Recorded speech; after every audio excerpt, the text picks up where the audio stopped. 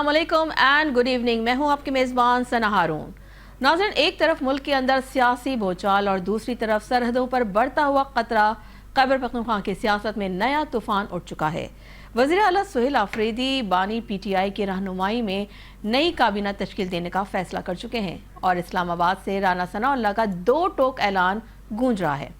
ये काबीना कलअदम होगी। सुप्रीम कोर्ट के फैसले का हवाला देते हुए राना सनाउल्लाह कह रहे हैं कि मुजरिम शख्स ना सरबराह रह सकता है, ना किसी सियासी मशवरे में शामिल हो सकता है। लेकिन PTI रहनुमा का चैलेंज भी कम नहीं है। पहले मुलाकात तो होने दें, फिर चाहे हुकूमत कुर्बान करनी पड़े, हम तैयार हैं।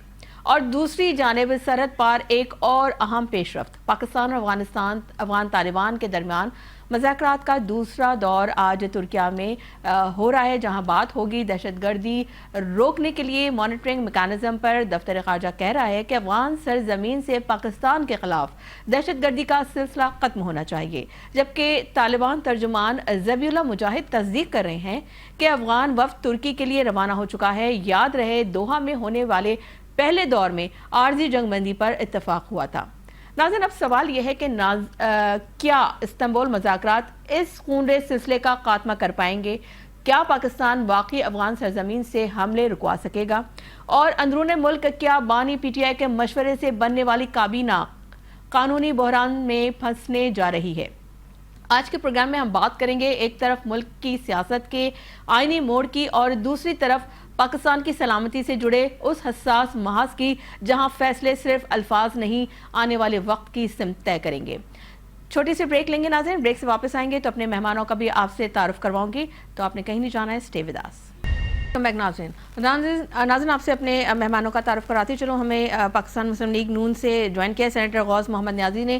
सर अस्सलाम वालेकुम और बहुत शुक्रिया आपके कीमती वक्त का। और इसके साथ ही PTI से हमें ज्वाइन किया अजहर लगारी साहब ने, जो कि डेप्यूटी इंफॉर्मेशन सेक्रेटरी हैं। सर, आपका भी बेहद शुक्रिया, आपको वेलकम कहेंगे शो में। अजहर साहब, आपसे शुरू कर लेते हैं। राना सनाउल्लाह साहब का एक बयान आया, उन्होंने कहा कि जो मुजरिम शख्स है वो ना सरबराह रह सकता है, ना किसी सियासी मशवरे में शामिल हो सकता है। और अगर बानी PTI के मशवरे के बाद जो है काबीना तश्कील दी गई खैबर पख्तूनख्वा की, तो वो कलअदम होगी। कैसे देख रहे हैं आप उनके इस स्टेटमेंट को?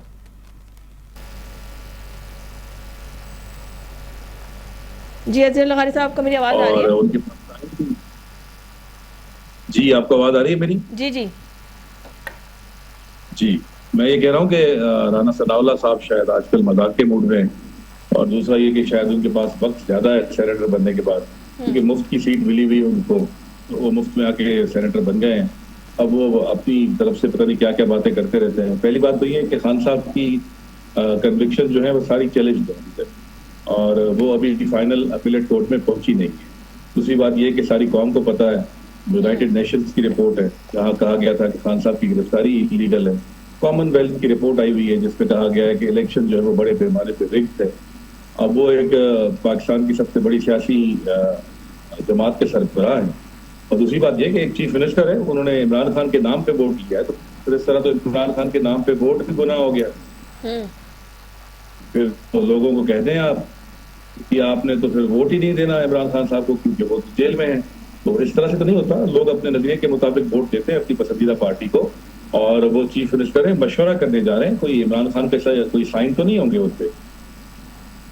ठीक है, गौस न्याजी साहब, क्या कहेंगे आप? ये जो बयान दिया है राना सनाउल्लाह साहब ने, आप उस पर बड़ी तनकीद हो रही है, आप क्या सेकंड करेंगे उनकी इस बात को? देखिए जी, पहले तो मैं ये बात करूंगा कि राना साहब ऐसे ही सेनेटर बन गए। राना साहब को राज्य असेंबली के 361 अरकान में से 250 ने वोट दिया, तो यानी कि आधी से ज्यादा असेंबली ने उनको वोट दिया, तब वो सेनेटर बन गए। और वो एक जिम्मेदार सियासी जमात के सीनियर रहनुमा है। उनके मुताबिक कह रहे हैं कि सेनेटर पाए गए हैं, में ज्यादा पे नहीं जाना चाहिए। बाकी जहाँ तक राना साहब ने कहा है कि जी जो पानी के मशवरे से बनेगी या हिदायत से बनेगी वो कदम होगी, उस बिल्कुल सुप्रीम कोर्ट के फैसले से हमने खुद ये फैसले भुगते हैं। और ये लोग उस वक्त गए थे, आपको याद होगा कि मियां साहब को जब अदालत ने डिस्क्वालीफाई किया था, और फिर कांग्रेस असेंबली और सेनेट से एक लॉ पास किया था कि वो पार्टी है वो सदर रह सकता है, पार्टी को रख सकता है अगर डिस्क्वालीफाई हो भी जाए, तो यार नहीं रह सकता तो पार्टी सदर रह सकता है। तो शाकिर निसार जो कोई उस वक्त का पसंदीदा चीफ जस्टिस था, उसे उसको करारदम करार दे दिया कि ये कानून गलत बना।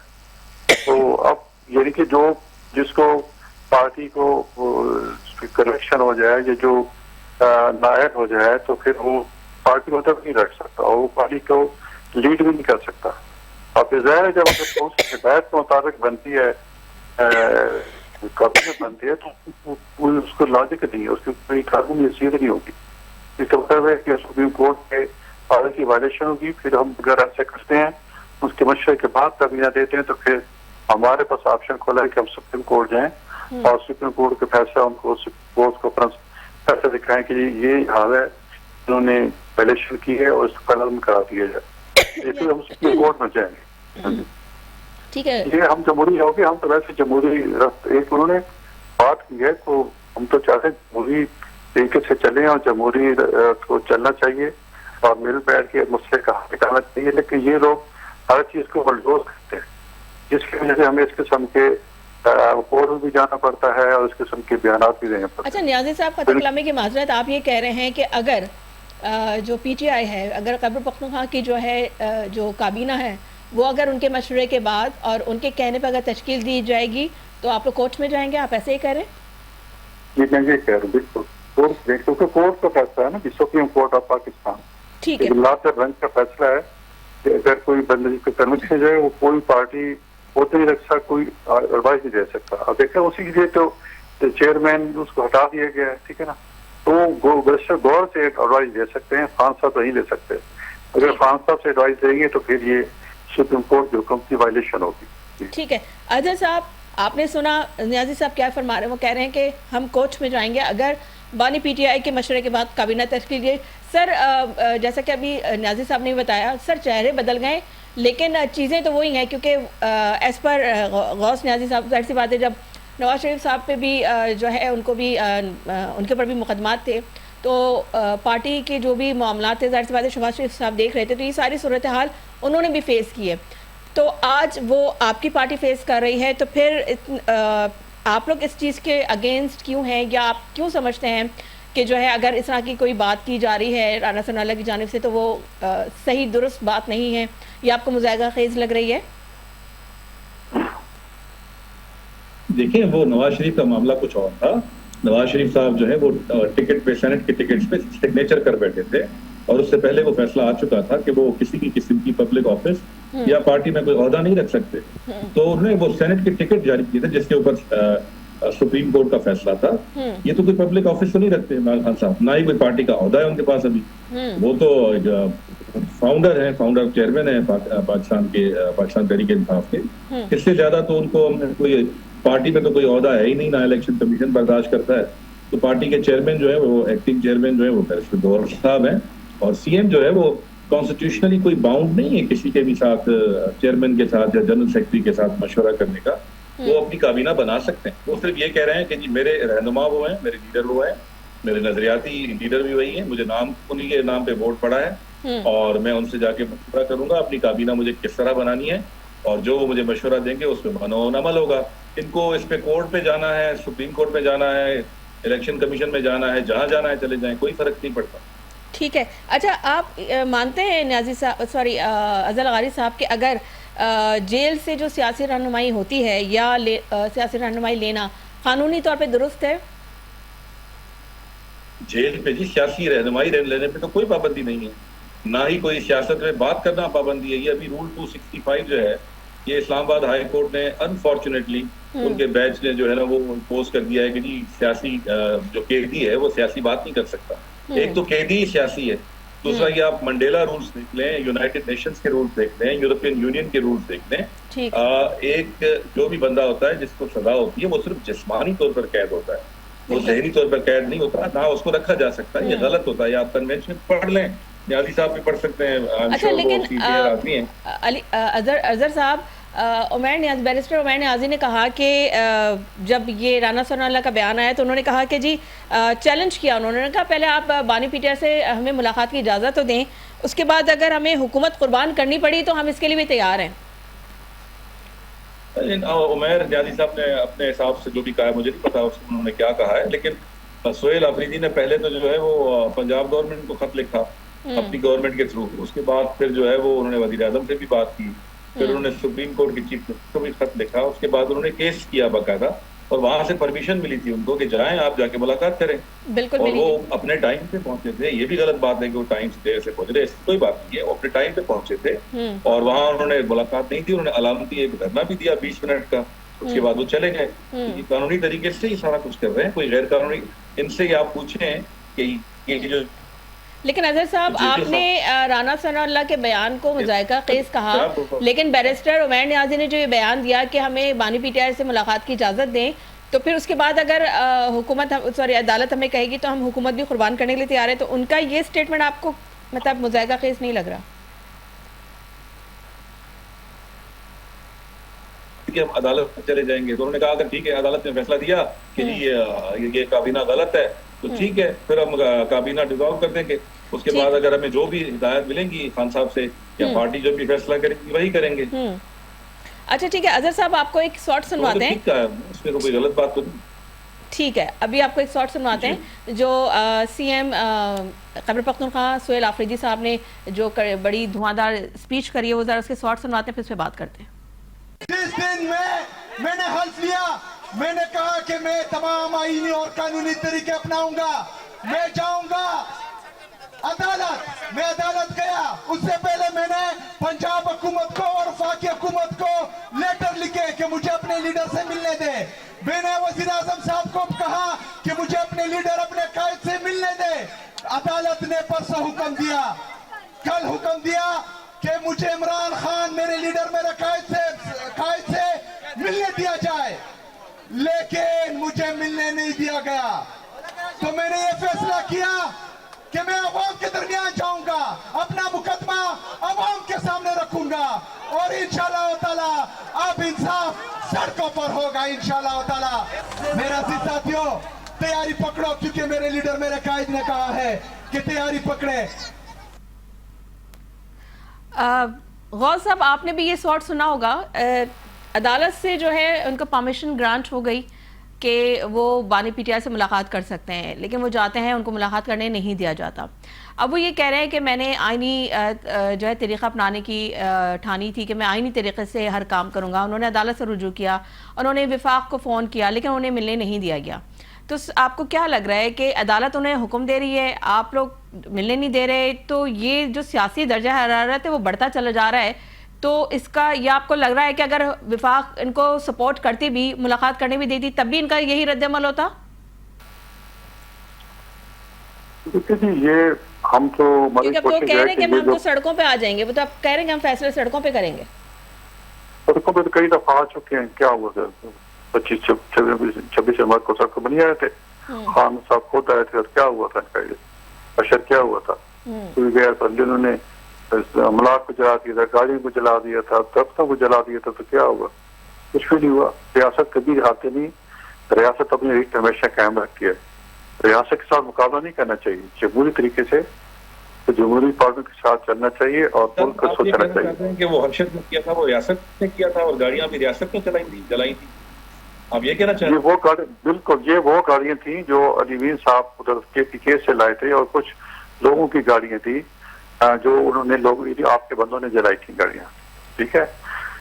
फिर भी देखो, ये बयान देता है कि अवाम के पास जाएं, अवाम के पास तो मना नहीं किया। जब भाई सुप्रीम हाईकोर्ट ने फैसला दिया, ये फिर जत्था लेके अडियाला जेल चला गया। ये तरीका होता है चीफ मिनिस्टर के जाने का। अगर आप लेके जाए, ज़ाहिर कुछ टाइम लगता है, कुछ ज़ाहिर जब आप फिर सुनाया गया, फिर सुनाते हैं, ये तो नहीं वो जेल सुप्रीम स्टेटमेंट सुन के कि जी इजाजत मिल गई तो उसको इजाजत दे देगा, बाकायदा डॉक्यूमेंटेशन होती है। जब तक वो ज़ाहिर से 2-3 घंटे लग जाते हैं, ये फौरन भागे गया, 200 बंदों का जत्था नाल साथ लेके और कहा, ये तरीका नहीं होता। और ये इनका तो वतीरा है कि हमेशा जत्था लेके, ये एक हजूम सा लेके, और कभी हम तो यही कहते हैं सियासी जमात बने, सियासी तरीके से बिहेव करें। इनकी मुश्किलात तब हल होंगी जब ये सियासी तरीके से बिहेव करेंगे।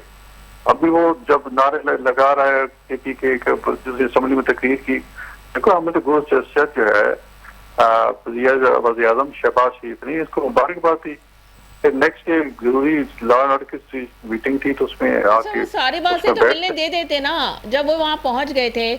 अदालत का भी फैसला, अदालत ने भी इजाज़त दे दी, वज़ीर आज़म साहब ने फ़ोन पे मुबारकबाद भी दे दी, उनसे भी उन्होंने कहा कि जी मुझे मुलाकात करने दिया जाए। उन्होंने कहा अच्छा ठीक है मैं देखता हूँ। तो सर मिलने देते ना, क्यों बिला वजह टेम्परेचर हाई कर रहे हैं सियासत का आप लोग? नहीं, इस तरह नहीं है। आप रियासत को ललकार के आएंगे तो इसका मतलब है रियासत कमजोर है, और रियासत कभी ये अपने आप को कमजोर साबित नहीं होने देगी। बस यही मैं मुख्तसरन कह सकता हूँ कि ये बात समझें। और ये गुज़श्ता 5-6 साल से यही गलतियां किए जा रहे हैं, इसकी वजह से कहीं रिलीफ नहीं मिल रहा। ये चाहते हैं कि अब ये बयान देता है कि एक शख्स जेल में बैठा है और सारे निजाम को निचार रहा है। उसके स्टेटमेंट के बाद आप क्या कहते हैं कि हम और जी हम इनको कहें आके मिल जाओ जी इमरान खान से, ये ठीक होता है? देखो कुछ सियासी जलसा तो नहीं था। एक सूबे का वज़ीर आला एस्टेब्लिशमेंट को ललकार रहा है और कहा है कि जी मैं निजाम को, तो जेल में बैठा शख्स निजाम को ललकार रहा है।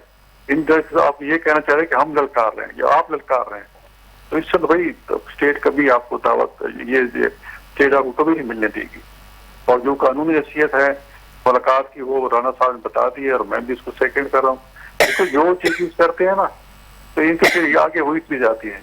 ये उस वक्त हमने कानून पास किया था कि चलो नवाज शरीफ डिस्क्वालीफाई हो गए, तो अब आपको चाहिए कि हमें कानून पर क्या पास किया कौमी असम्बली और सेनेट ने, और सेनेट से एक वोट की जरिए से वो कानून पास हुआ था कि जो सियासी लीडर अगर हुकूमती ओहदा नहीं रख सकता तो कम अज कम पार्टी ओहदा रख सकता है। उसका वही कसूर तो नहीं कि पार्टी में छोड़ दे, लेकिन साकिब ये लोग मुद्दई थे और साकिब साहब ने कहा था कि बिल्कुल ये नहीं रख सकते। इसलिए अब बजाय अगर वो कानून पास न होता तो इमरान खान खुद चेयरमैन होता। इसको बानी नहीं कहते, चेयरमैनशिप को ओहदा से गौर के पास है। तो जब चेयरमैनशिप का ओहदा आपके पास नहीं तो काय का मशवरा लेता है, तो उसी की बात पर लेते ऐसे स्टेट कभी थी। पहले अपने आप को सियासी पार्टी बनाओ, सियासी रहनुमा कराओ, बिल्कुल रिलीफ मिलेगा। सब तो खुद बात चाहते हैं कि बातचीत के जरिए मसाइल हल किए जाएं। मुलाकात कोई मसला नहीं है, मुलाकात हो सकती है और शायद 1-2 दिन मुलाकात करा भी देंगे, लेकिन उनको इसको फरीद को हमने एहसास दिलाना था कि आप जो है ना जो जिस जगह पर रवैया है स्टेट उसको कबूल नहीं करें। तो ये अपना रवैया बदलेंगे, मुलाकातें भी होंगी, सब कुछ होगा। बजाय इसके कि एजुटेशन की सियासत करें, सियासी टेम्परेचर बढ़ाएं, अपने सूबे को सोचें। अब पंजाब में देखो क्या क्या हो रहा है और KPK में क्या हो रहा है। रोजाना पहले अलीमी गंगापुर साहब को कितने जलसे कर चुके, और उसके बाद ये अपना ये सुहेरा फरीद, इसको भी तो 15-20 दिन हो गए या महीना हो गया, ये भी यही काम की जा रहे भाई, एजुटेशन। इस तरह ना बानी पीटे नहीं रहा होना है, ना कोई तरक्की का काम होना है, ना मुल्क में आगे चलना है। अगर इनको यही कबूल चाहते ही यही है, ये चाहते हैं अगर खान है तो पाकिस्तान है, अदरवाइज कोई नहीं है। अगर वज़ीर आज़म खान है तो सब ठीक है, नहीं है तो कोई भी, हम किसी को चलने नहीं देंगे। ये पता नहीं कहाँ गए, अमेरिका गए और कांग्रेस से और उनकी असम्बली से कानून पास कराते रहे कि जी, और उनको लॉबिंग करते रहे, उनको पैसे देते रहे। पता नहीं $1 मिलियन की उन्होंने लॉबिंग फर्म हायर की थी हमारी एस्टेब्लिशमेंट के खिलाफ, हमारी हुकूमत के खिलाफ। उसका ठीक है, पॉइंट टेकन। अज़हर लवारी साहब ये बताइए कि अभी तक जो है ओहदा संभाले उनको काफ़ी टाइम हो गया, लेकिन अभी तक काबीना तश्कील नहीं दी जा सकी। अगर बानी PTI से मुलाकात नहीं करने दी जाती मजीद 10-15 दिन और, तो किस तरीके से वहाँ के मामला खैबर पख्तूनख्वा के किस तरह से मामला चलेंगे, जबकि आपको पता है कि वहाँ पे इस वक्त दहशतगर्दी के कितने मामला हैं और दीगर बड़े मसाइल हैं। तो जब तक काबीना तश्कील नहीं होगी तो किस तरीके से काम चलेगा?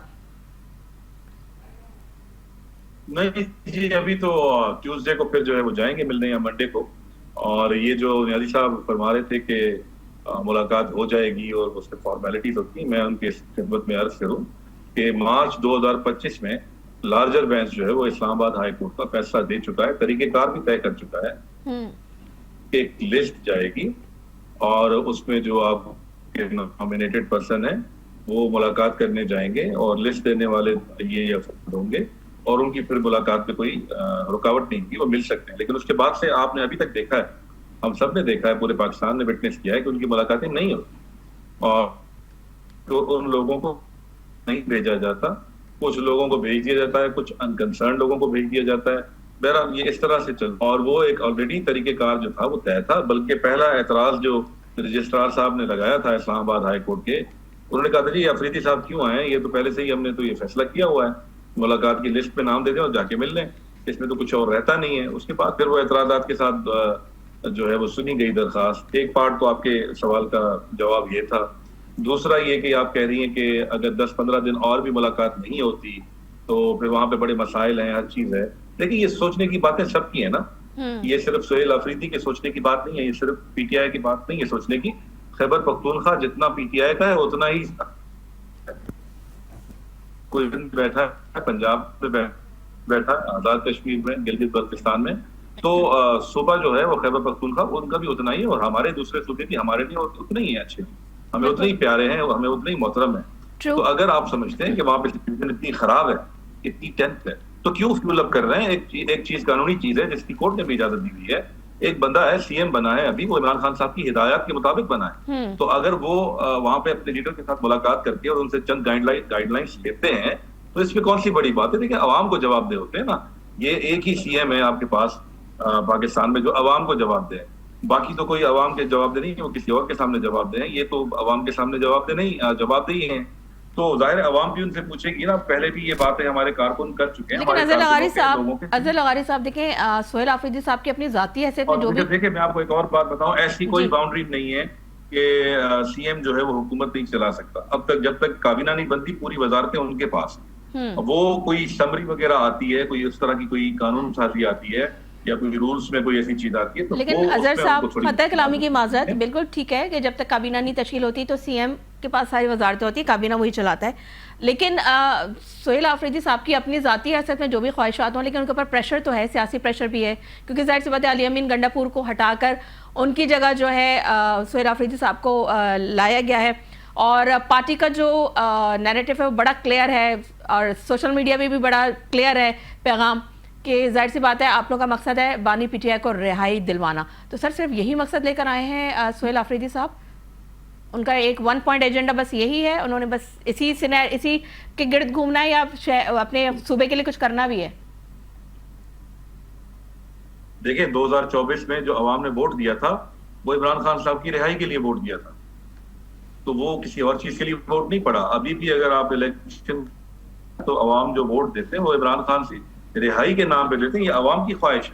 अवाम चाहती है कि इमरान खान जो है उनके दरमियान और उनके रिहाई के लिए जो है वो हर मुमकिन कोशिश की जाए, हर तरह से जो है एहतजाज करना, सड़क पे एहतजाज करना कोई गलत बात तो नहीं है, ये तो विद इन द डेमोक्रेटिक और कॉन्स्टिट्यूशनल राइट्स जो है आपका है, हर पार्टी का, हर पाकिस्तानी का, तो वो तो डेमोन्स्ट्रेट कर सकता है, पीसफुल डेमोन्स्ट्रेशन हो सकती है, उसमें तो एहतजाज का तरीका। अभी आप देखें अगर हम कश्मीर के ऊपर है कोई इशू है या कोई अपना फलस्तीन के ऊपर इशू है तो उसके ऊपर भी एहतजाज होते हैं, तो अवाम जो चीज एहतजाज के लायक समझते हैं तो वो एहतजाज करते हैं। तो अगर एक पुरअमन एहतजाज होता है उसके नतीजे में हम सिर्फ क्या चाहते हैं, हम सिर्फ ये चाहते हैं कि इमरान खान साहब के केसेस जो है वो टाइम पे चलाए जाएं, उनकी ओपन ट्रायल हो, उनका फेयर ट्रायल हो उनका, और दुनिया के सामने।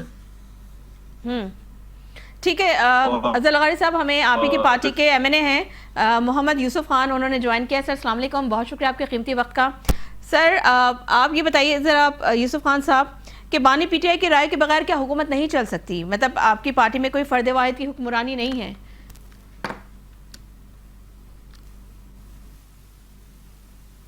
जी यूसुफ खान साहब आप सुन सकते हैं मुझे?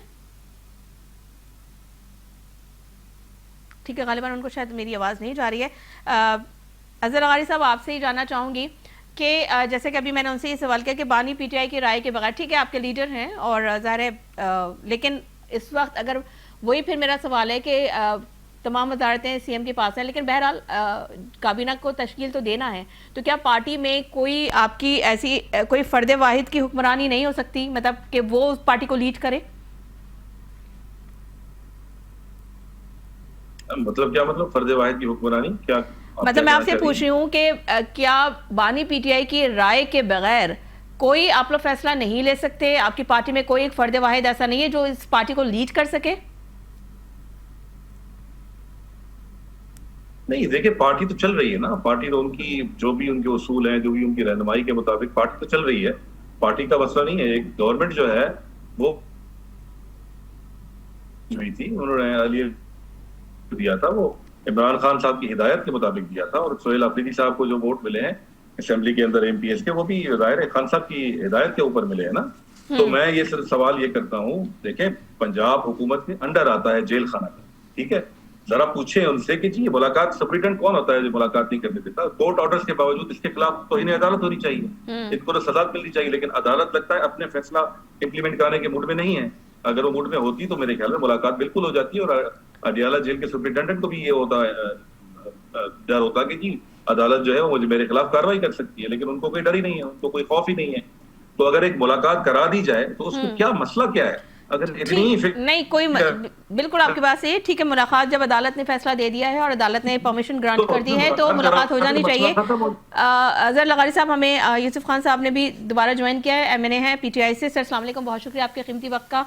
और सर आपसे ये जानना चाहेंगे कि सीएम खैबर पख्तूनख्वा सोहेल अफरीदी साहब ने कहा कि मैंने अदालत का दरवाज़ा खटखटाया, मैंने विफाक से बोला, लेकिन उसके बावजूद मुझे मिलने की इजाज़त नहीं दी गई, तो अब मैं अवाम की अदालत में अपना फैसला रखा है, अब मैं अवाम से जो है जानूंगा और अवाम ही अब फैसला करेगी और अब फैसले सड़कों पे होंगे। तो क्या हम क्या देखने जा रहे हैं कि क्या किसी किस्म का कोई तसादुम होने जा रहा है?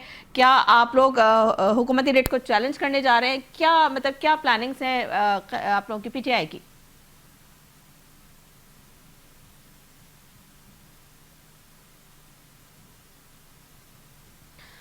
यूसुफ खान साहब, आपको मेरी आवाज़ आ रही है?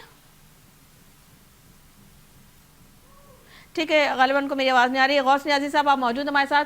तो सर ये कहिएगा कि जिस तरीके से सीएम खैबर पख्तूनख्वा ने कहा सोहेल अफरीदी साहब ने कि अब हम सड़कों पर आएंगे, और अब आपने इसका पहले भी जवाब दिया था, लेकिन सर अगर किसी किस्म का कोई मैच क्रिएट होता है, क्योंकि अभी खैबर पख्तूनख्वा की जो सिचुएशन है वो भी सबके सामने है, अभी ऑपरेशंस की बात हो रही थी, मिलिट्री ऑपरेशंस के ये लोग अगेंस्ट हैं, तो हुकूमत किस तरीके से देख रही है? लेकिन सर फिर उसके साथ ये सवाल भी इंटैक होता है कि किसी भी तसादुम से बचने के लिए, किसी भी अमन को सबूताज करने की अगर कोशिश किसी भी जाने से की जा रही हो, तो उसको रोकने के लिए क्या बेहतर नहीं है कि बानी पीटीआई से मुलाकात करने दे दी जाए, जबकि ऑर्डर्स भी मौजूद हैं?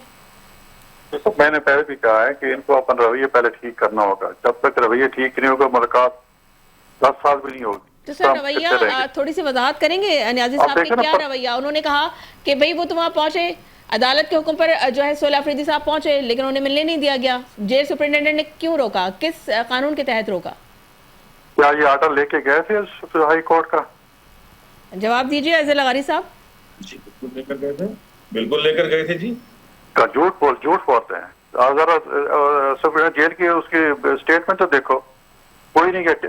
ये कहते हैं टीवी पे ऐलान होगा तो जो है ना आप उनको मुलाकात करने दें। झूठ नहीं बोल रहे हैं आप, झूठ बोल रहे हैं। वहाँ पे लिस्ट नहीं, मैं नहीं बोल रहा। अपने आप को जब तक आप सियासी जमात नहीं बनाएंगे ना, मेरी बात सुने, आप जब तक सियासी जमात नहीं बनेंगे, ये बात ठीक नहीं करेंगे तो ये मुल्क आपके मसले हल नहीं होंगे। सियासी जमात क्या होती है सर, किस तरह होती है? और ये अच्छा बच्चा चलना होता है। ये जो ललकार है ना, आपकी ललकार, चाहे एस्टेब्लिशमेंट को है चाहे हुकूमत को, ये ललकार से मसले हल नहीं होते।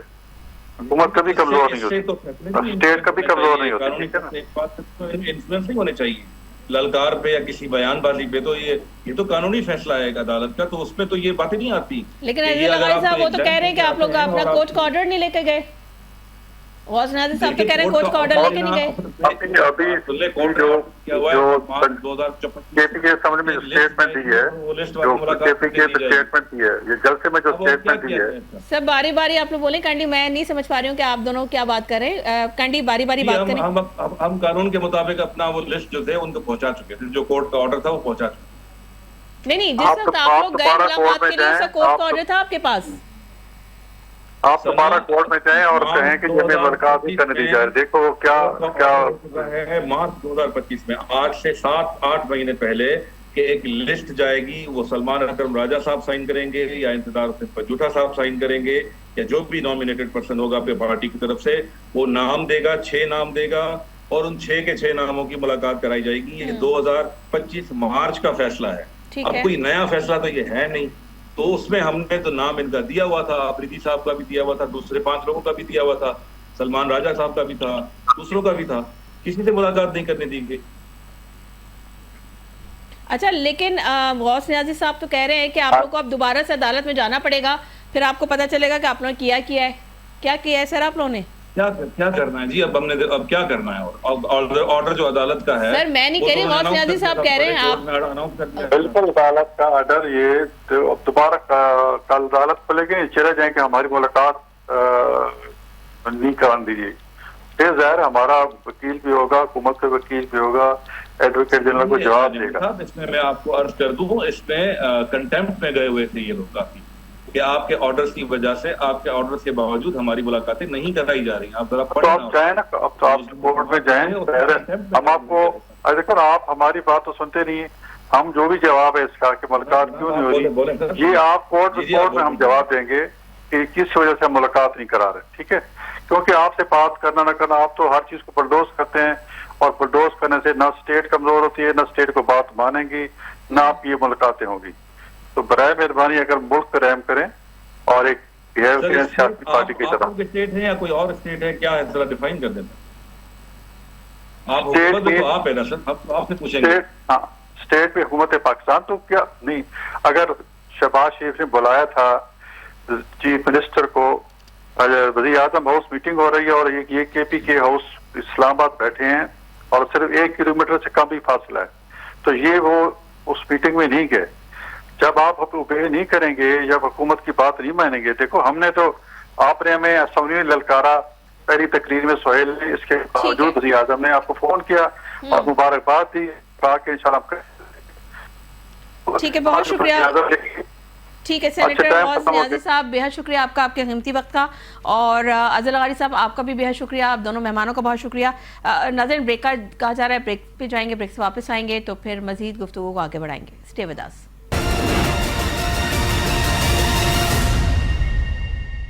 वेलकम बैक नाज़रीन। नाज़रीन, प्रोग्राम में बात करेंगे तुर्किया में पाकिस्तान और अफगान तालिबान के दरमियान मुज़ाकरात का दूसरा दौर जारी। इसी वाले से बात कर लेते हैं। हमें ज्वाइन किया है सीनियर एनालिस्ट जो कि इंटरनेशनल अफेयर्स के एक्सपर्ट हैं, डॉक्टर मुनव्वर हुसैन ने। सर अस्सलाम वालेकुम, बेहद शुक्रिया आपका और आपके कीमती वक्त का, वेलकम कहेंगे आपको शो में।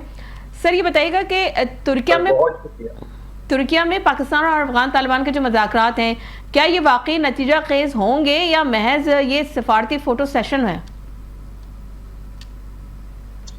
देखें, होने तो चाहिए असूली तौर के ऊपर, और ये पाकिस्तान से ज्यादा अफगानिस्तान के हक में है कि ये मुज़ाकरात कामयाब हो, बिकॉज़ अफगानिस्तान एक लैंडलॉक्ड कंट्री है और पाकिस्तान वाहिद रास्ता है, वे आउट है, जहां से वो ट्रेड करते हैं, जिसे हम ट्रेड कॉरिडोर कहते हैं, और तकरीबन $10 बिलियन का ये ट्रेड करते हैं पाकिस्तान के थ्रू। तो मैं समझता हूं कि ये अफगानिस्तान के हक में बेहतर है, और फिर अफगानिस्तान जब तक खुद स्टेबलाइज नहीं होगा तो अफगानिस्तान के अंदर जो मौजूद मुख्तलिफ सेक्शंस हैं अफगान सोसाइटी में, ताजिक हैं, उज़्बक हैं, दरी बोलने वाले हैं, उसके बाद हजारा कम्युनिटी है, वो फिर बगावत करेंगे अगर उनकी जरूरियात जिंदगी पूरी नहीं होगी।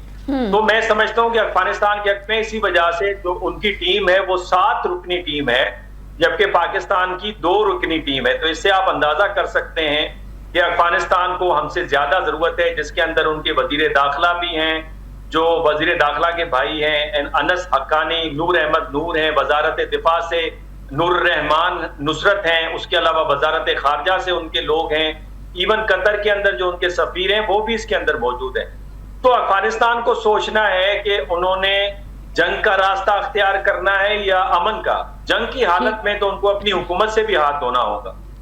ठीक है। अच्छा मुनव्वर साहब बताइए कि क्या अफगान तालिबान जो हैं वो पाकिस्तान के खदशात को संजीदगी से ले रहे हैं? क्योंकि हम अगर मॉनिटरिंग मैकेनिज्म की बात कर रहे हैं, क्योंकि इसकी बात हो भी रही है, तो इसको नाफिज करेगा कौन? देखें, इस दफा जो फर्क है ना, पहले हमारे पास 4 चैनल्स थे। एक बायलैटरल लेवल पे आपकी जो बॉर्डर पे सिक्योरिटीज हैं उनके आपस में राब्ता होता था। दूसरा चैनल आपको फॉरेन ऑफिस के जरिए से आपने राब्ता किया। तीसरा एक कोऑर्डिनेशन काउंसिल थी जो अफगानिस्तान की रिक्वेस्ट पे हमने बनाई थी और उसकी 4 मीटिंग्स हुई। और चौथे लेवल पे हमने रीजनल जो पावर्स थे जिसमें चाइना, रशिया, ईरान, उनको भी इसमें शामिल किया था। इस दफा इस बातचीत का फर्क ये है कि यहाँ पे गारंटर्स हैं, और इन गारंटर्स में आपको पता है कि कतर है, तुर्किया है, जिनकी अब ममनून है, और पसे पर्दा चाइना भी इसके अंदर इन्वॉल्व है। तो मैं समझता हूँ इस वक्त मामला मुख्तलिफ होंगे। वैसे भी जो तासुर है अफगानिस्तान में तालिबान रजीम का, ये उसका सवाल है, उनका तासुर अच्छा नहीं है, बिकॉज दोहा के अंदर जो मुआहिदा किया उसकी उन्होंने पासदारी नहीं की कि उनकी जमीन किसी और के खिलाफ इस्तेमाल नहीं होगी, खवातीन को उनके हुकूक मिलेंगे और अफगानिस्तान में जो मुख्तलिफ तबकात हैं उनका हिस्सा हुकूमत में होगा। इन तीनों चीजों में से कोई चीज नजर नहीं आती। और फिर पाकिस्तान जो उनका मौसिन रहा है, जिसने 40-45 साल उनके 40-50 लाख लोगों को रखा है, अपने सीने से लगाया है, तालीम दी है, मईशत में हिस्सा दिया है, यहाँ तक कि आईडी कार्ड और पासपोर्ट भी उनके बनते रहे हैं, तो उसके बावजूद पाकिस्तान के साथ न निभाना, इसका मतलब किसी के साथ नहीं निभाएंगे। तो उनके तासुर का मसला है, उनको तासुर को बचाने के लिए इस पे अमल पैरा होना पड़ेगा। अदरवाइज पावर का अगर इस्तेमाल होगा तो उसमें तो बड़े डिसएडवांटेजियस पोजीशन पे हैं। और वैसे भी जो इंटेलिजेंस बेस्ड सर्जिकल स्ट्राइक्स हुई हैं, उसके बाद तालिबान का जो हुकूमत के ऊपर ग्रिप है वो कमजोर पड़ते नजर आते हैं। अच्छा मुनव्वर साहब, ये बताइए कि अफगानिस्तान की सरजमीन से दहशतगर्दी को रोकना क्या अफगान तालिबान के बस में है, वो रोक सकेंगे?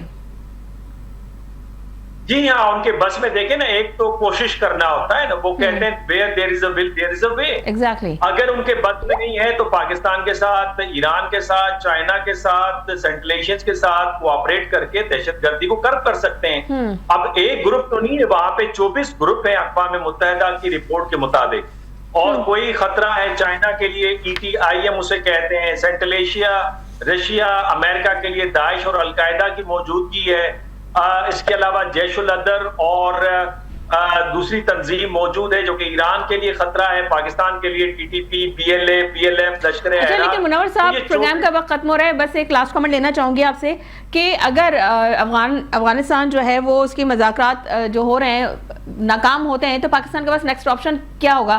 क्योंकि ख्वाजा आसिफ का बयान है, उन्होंने बहुत ही ब्लंटली बोला है कि अगर ये मज़ाकरात नहीं होते तो इनसे जो है फिर अब मजीद बात तो नहीं होगी, जंग होगी। जी हाँ, जंग होगी। और अगर जंग होगी तो मैंने कहा पहले भी कि तालिबान को अपनी हुकूमत से हाथ धोना होगा, विकास तालिबान के अंदर भी धड़े हैं और बाकी अहमद शाह मसूद के बेटे अहमद मसूद भी पर तोल रहे हैं और फ्रांस और जर्मनी से लॉजिस्टिक सपोर्ट मांगी है, तो पंजशेर वैली से वो भी उठेंगे, फिर हजारा, उज़्बेक और ताजिक भी उठेंगे। तो मैं नहीं समझता कि वो अपनी हुकूमत को बचा पाएंगे। ठीक है, बहुत शुक्रिया डॉक्टर मुनव्वर हुसैन आपके कीमती वक्त का।